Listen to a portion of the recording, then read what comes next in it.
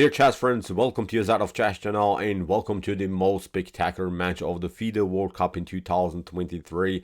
We're following, of course, the epic match between Vincent Keymer and Magnus Carlsen. This is the match that everyone is talking about. This is the match that everyone followed now, I think, in the last couple of days because really crazy things happened. It was a roller coaster. It was an up and down match. First of all, Magnus Carlsen lost the first game with the black pieces against Vincent Keymer. Yesterday, on the other hand, Magnus turned things around, but we have to say it.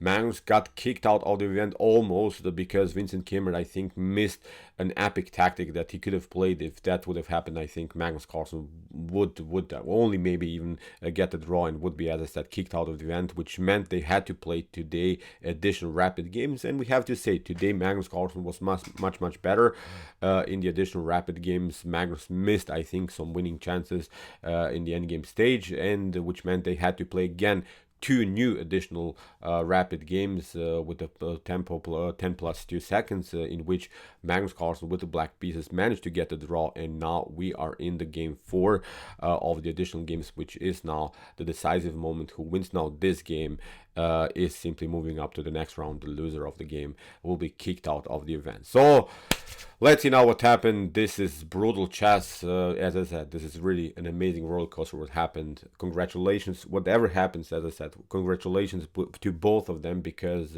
we have to say it, they gave us such a great performance in this World Cup, in my opinion.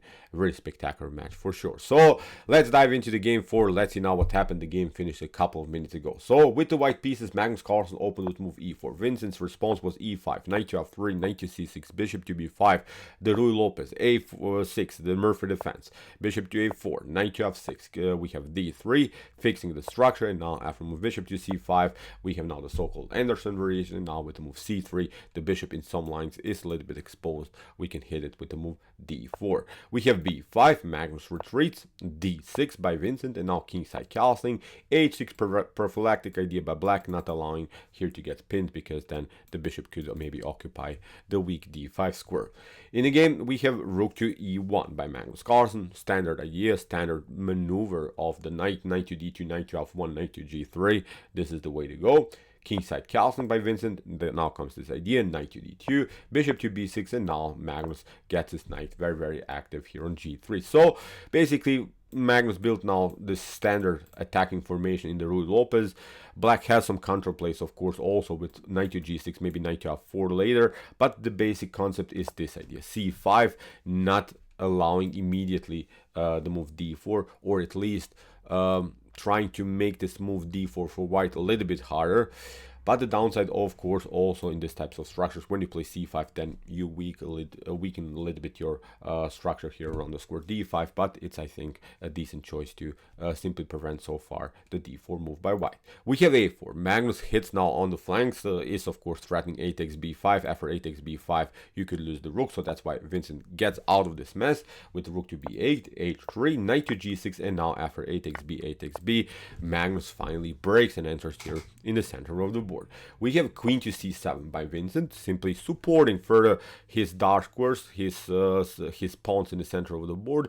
Nothing spectacular. The position is pretty much equal, so far great opening theory by both of them. Bishop to e3 by Magnus. We have a rook to e8, queen to d2, connecting the rooks, finishing the development, and now Vincent Keymer releases the pressure, plays now e takes d4. Creates an imbalanced pawn structure, but he, after c takes d4, I think he rushed here a little bit with the move knight to e4. I wouldn't say this is maybe an inaccuracy or mistake or something, but maybe a better choice was simply to proceed with the move c4 here, forcing the bishop to retreat. Okay, white has maybe this powerful center, but still you're very active with both of your knights.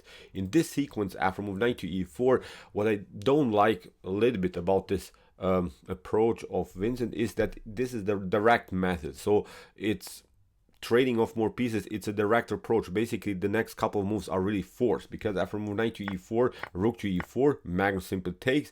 We have d takes c5, d takes c5, and now you see Vincent gets challenged immediately. In this other line, I think the game wouldn't be so tactical, and I think you don't want to play tactical games in fast time format against Magnus Carlsen. So as I said, it's getting wilder and wilder. This other line was more positional. This line that Vincent played now is more tactical. That's simply what I didn't like.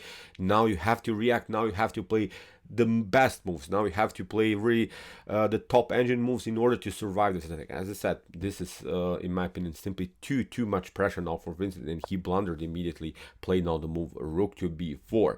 A better choice was simply to retreat to e6 here with the rook. After move rook to e6, obviously bishop to g6 is going to happen. Then after rook to g6, bishop to f4 is of course creating a dangerous attack against the queen and the rook. But actually, black can survive this attack by playing the beautiful move queen to c6. That's a tactic that Vincent Keymer missed at. But as I said, he chose to play this wild line. Now you have to find this kind of a tactical solution. Queen to c6. Okay, you take. Now we take out this one. Bishop to g3, retreat, and okay. You're down the exchange, but you have also an extra pawn, and you have the best down the exchange sort of situation in which you have the bishop pair. I think now with the bishop pair, you can at least do something. There are some threats maybe to play c4, hitting the bishop on g3, for instance, using the long diagonal of the dark square bishop. So still many tactical opportunities also for black. This was the way to go. But after move rook to b4, here bishop to g6 was played by Magnus Carlsen. After f takes g6, and now Magnus finds the ultimate move. Really a beautiful tactical shot. You see, you went into a wild battle against Magnus. Now it got a little bit punished here. Bishop to g6, really stunning tactic by Magnus. Let's see now what happens if you play g takes h6. Look at this, the rook is coming into the game, and here after something like king to f7, the other rook is coming into the game. The pawn on h6 is weak. We're threatening some dangerous checks here with the rook on e7. You can maybe try to trade off, but look at this, even this line is possible, sacking the rook temporarily, hitting now the king. Now after king to f6, we trade off the rooks, and if the queen, for instance, supports for the e6 square in one. I'm just showing you one particular line because I really don't want to show you now the game what happens if that happens. But in my opinion, this is game over for black. Look at this. After queen to d6, you get this one, knight to e6, king to e6, and now queen to g6, hitting the bishop on b6, and we'll take out this pawn. If you retreat with the bishop, then the rook is hanging. So too many options here for white. The game is over here for black. So Vincent noticed that. He noticed his mistake. Bishop to h6 cannot be met with g takes h6, so that's why bishop to f5. We have bishop to g5. Also queen to d5 was a good choice by Magnus, because then you could have opportunities maybe to include the knight into the game. Maybe this was a slightly better continuation, but okay. Bishop to g5 played by Magnus. We have queen to d7, and now queen to c3. This was not a good move here by Magnus. Maybe even his first inaccuracy in the game, which is really crazy when you think about it harder. This is fast time format, and Magnus played almost like the stockfish engine here. Queen to c3 is a little bit passive, but probably Magnus was bothered by the possibility of rook takes b2. But actually, you can trade off the queens. Queen to d7, bishop to d7. Now you occupy the 7th rank. When the bishop retreats, you include this other rook into the game, and okay, you leave the pawn unprotected. But now bishop to f4, the rook has to step back. We attack now the bishop on b6. Again, you have to retreat. But now look at this, g4. You have a certain attacking flow, and there is also the opportunity of something like, I don't know, later bishop to e5, hitting this pawn, hitting also the rook. So in my opinion, also devastating position here for black. But Magnus, of course, cannot see everything in this fast time form. Queen to c3 still keeps him in the game. Nothing wrong also, but as I said, this was the optimal way. So after move queen to c3, rook to e4 by Vincent, we have knight to e5, queen to e6 by Vincent. Maybe again slightly better queen to d5, because after rook to e4, bishop to e4, you're keeping the batter with the queen and bishop immediately. But okay, after move knight to e5, we have queen to e6, rook to e4, bishop to e4, and now after rook to e1, again Vincent Keymer doesn't go for this queen and bishop battery that I think he has to play. This move can be only met with the move queen to e3. Okay, you cannot play queen to bishop to xg2, because then you get this one, knight to g6, very dangerous, with also some fork ideas on e7. But after move here queen to e3, you can, I think, retreat here to f5. But I think the queen is very, very well placed here in the center of the board.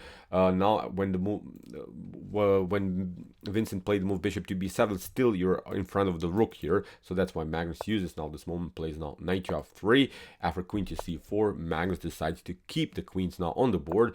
Vincent Keymer continues with rook to f8, but now after queen to d6, you see already many tactical problems in black's position. g6 is weak, bishop is hanging. Here in the game, bishop to f3 was played by Vincent Keymer, maybe slightly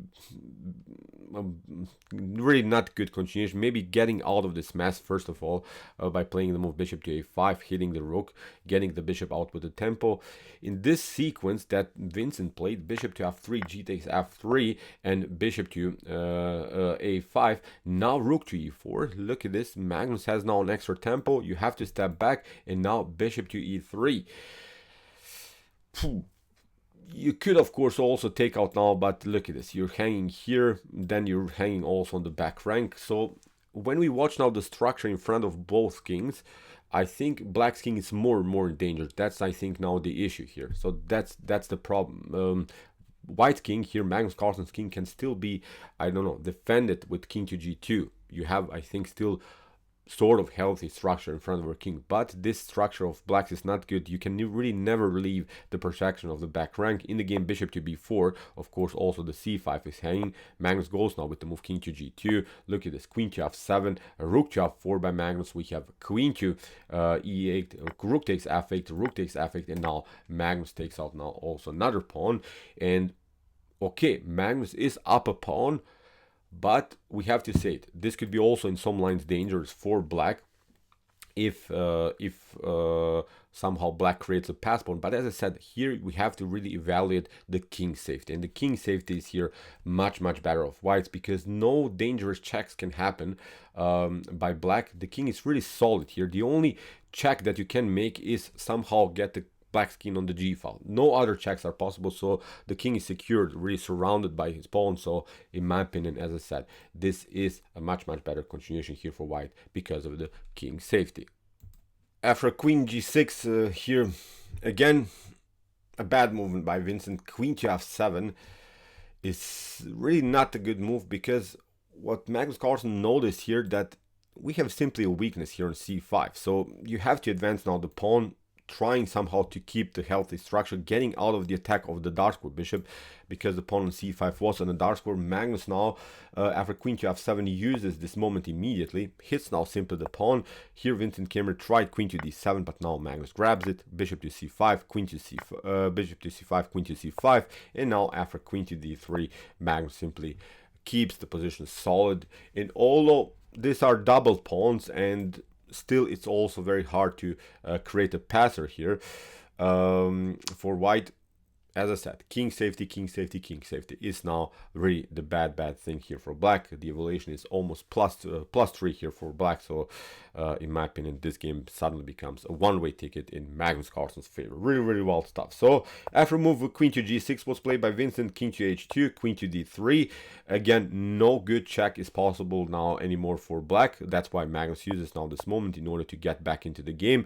Queen to g4, again, creating a nice defensive structure in front of the king, using now of course the king in the attack, and also now pushing simply the pawns further. So the only thing that I think here is possible for black is to somehow get a wild drawish position. Otherwise, I think this is completely lost game here for Vincent Keymer. So queen to b8, h5 by Magnus. We have king to h8, queen to g5. We have queen to e8, h6, creating of course a devastating position in front of the king. G takes h6, queen to h6, hitting the king. And now, if you could just imagine now even this position without the queens on the board, then still of course it's winning for white. So black has to be also careful for some trades of queens. If that happens, the game is over for sure. So you have to be careful then also where are you going to with your king. After move queen to g5 was played by Magnus, king to h8.